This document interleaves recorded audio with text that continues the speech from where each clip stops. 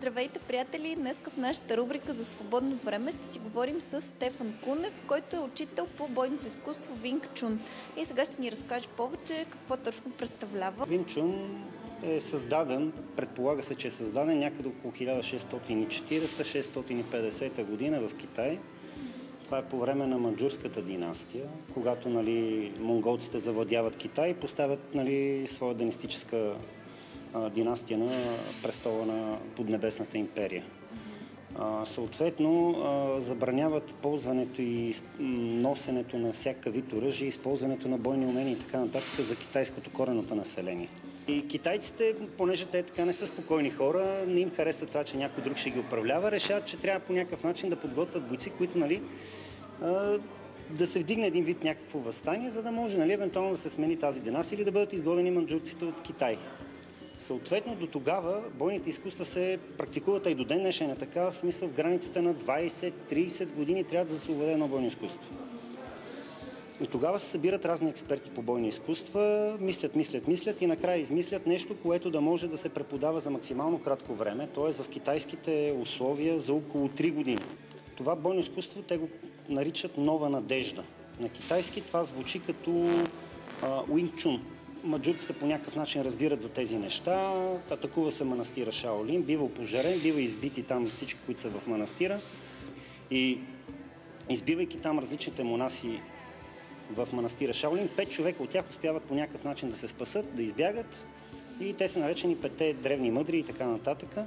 По някакво стечение обстоятелства са хора, които са занимавали с изобретяването на този стил.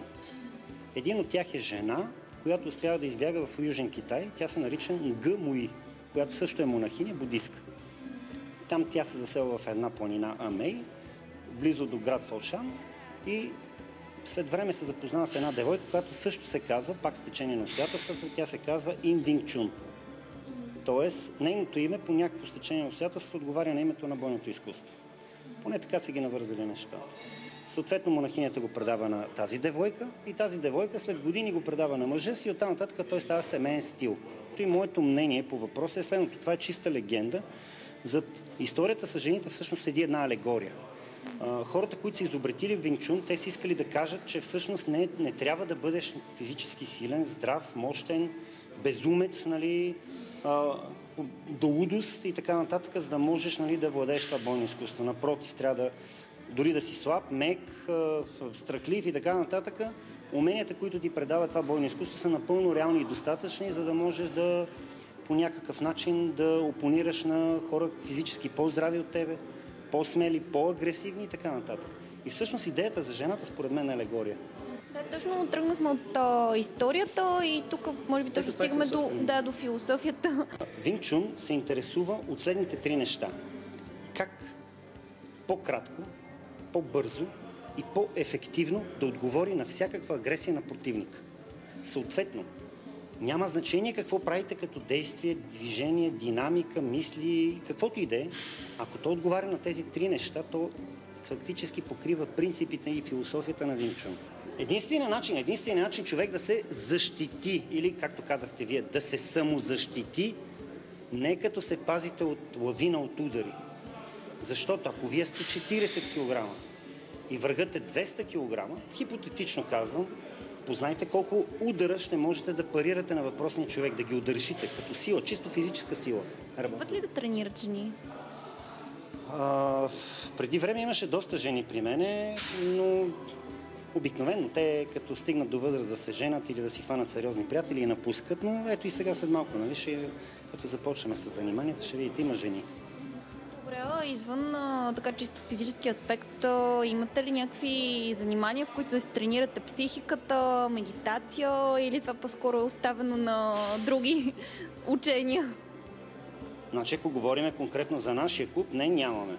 Но всеки учител по Винг Чун и не само по Винг Чун, по бойни изкуства, значи даже не искам да ги разделям на японски, китайски и така нататък, в дългогодишната си практика той има допир с точно такива неща, като медитация, като и с други бойни изкуства или с източни такива някакви умения, като йога, примерно, и така нататък. И всеки сам за себе си решава дали желае да приложи това нещо към своята практика, към своят метод на обучение. Аз лично съм твърд традиционалист и правя това, което смятам, че се е правило в школите преди мене, в школите преди тях и като върнете 5-6 поколения назад, така както смятам, че се е тренирал Винг Чун, така както са научили, са ми казвали, аз преподавам по този начин Винг Чун. Колко често трябва да идваме на тренировка, за да сме в добра бойна и физическа форма? Това също зависи от това на какъв етап на развитие сте. Ако вие сега започвате да се занимавате с каквото и да е бойно изкуство, не с Винг Чун, с каквото и да е, може би за вас две занимания в седмицата, по час и половина, два, зависи в каква зала влезете, е напълно достатъчно. Но с течение на времето се натрупват знания и умения във вас, които ако не ги практикувате, те ще ги загубите. А в същото време ви се преподават нови и нови. Така че може би година, след като сте започнали да практикувате, може би ще трябва да правите по 3 тренировки на седмица. Може би след 2 години и 5 няма да ви стигат. Имате ли степени, нали, както да кажем се взимат колани?